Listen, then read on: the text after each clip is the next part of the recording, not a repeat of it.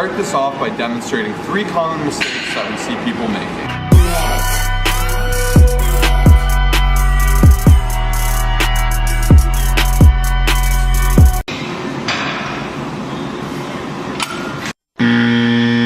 Mistake number 1, as you guys can see, I'm just compensating by tucking my elbows to work my tricep. This is going to be very awkward and put too much strain on my shoulder when that is not necessary at all.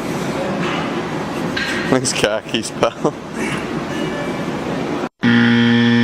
Mistake number 2, this is something I see way too often. A lot of people actually believe that having the wrists closer together on a tricep, close grip bench press actually activates the triceps more. There's a ton of studies out there that actually say not only does it not activate your triceps more, but it places way too much stress on your elbows and your wrists, which is going to cause injury. And on top of that, you're not going to be able to lift as much weight. So if you're doing this, please stop before you get injured and you're not making any gains. Mistake number 3 is doing the close grip bench press just like in any other bench press. You move your hands in an inch, half an inch. I see people doing this all the time.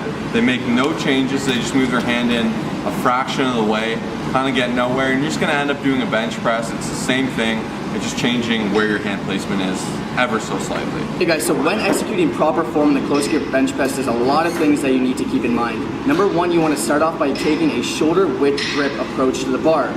Once you have your scapula nice and retracted to the bench and you're all set up, you want to make sure that you're keeping it nice and slow on the eccentric and exploding up on the concentric.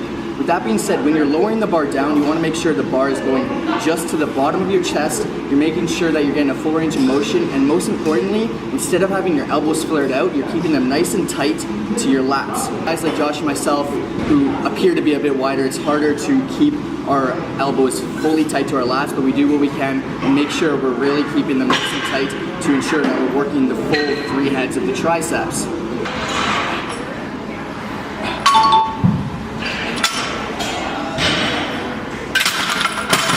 Okay, on top of that, guys, you really want to make sure you're utilizing mind-muscle connection with this exercise. And this is a common mistake that a lot of people do, and I believe this is what leads them to actually doing the exercise incorrectly. So a lot of people don't actually focus on the muscle being worked, and you really need to make sure when you're locking out at the top of the movement, you're not just kind of repping and going, you're making sure that you're feeling a nice squeeze in your tricep and really working all 3 heads. With that being said, this is one of my favorite tricep building exercises, mainly because I feel like you can really overload with a heavy amount of weight while using good form, and on top of that, you can make sure that you're really pushing your limits to actually grow all 3 heads of the tricep. On to some variations. We're going to show you probably about 3 of them to really switch in to your workout routine and keep building them tricep heads. So this is our first variation. This is a great way to actually teach you how to do it properly, and the main thing we're focusing on is keeping our elbows nice and tucked while doing this push-up. So we're going to use a medicine ball so that way we can actually make sure that we're doing it properly, and I'm going to show you guys a couple reps on how to do them. So you want to go down nice, hold the ball right on the side, and like I said, you want to make sure you're keeping your elbows nice and tucked. You don't want to be doing it flared like this, that's going to hurt your shoulder, and that's going to work stability a ton. They actually are very tough to do. You see me shaking. But assuming you keep your elbows nice and tucked to your side, you're going to be working all 3 heads of the tricep.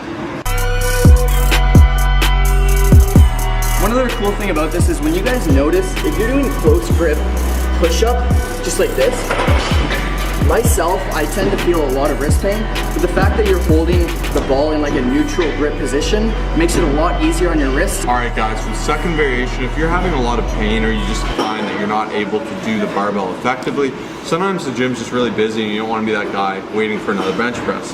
Go ahead, grab yourself some dumbbells, just like a normal dumbbell press, kick back, similar form concerns here. You're not pressing like this, you're going to be pressing here, keeping those elbows tight, you're going up. That's about that, down. I like to touch my chest because it keeps me consistent. This one you want to make sure you're going nice and deep on that eccentric, getting a big contraction with that mind-muscle connection, as Kyle previously stated. I really like these because it makes you work each arm independently. A lot of you guys find that one tricep is significantly stronger than the other. This will really help even out those arms, get you guys some juicy triceps. This is something I've been doing for a while. Try to do it. It's a great thing to start an arm workout with. We're working after a bench press. It's also going to help you with your bench form, if you're having issues locking out, getting stronger triceps is going to make a big difference, because when you're tighter, you got a big range of motion, as opposed to people that are benching like this. Thanks so much for checking out this video. If you guys want more tips on common exercises and how to do them properly to take them to the next level in their final form, hit that like button, subscribe, check out our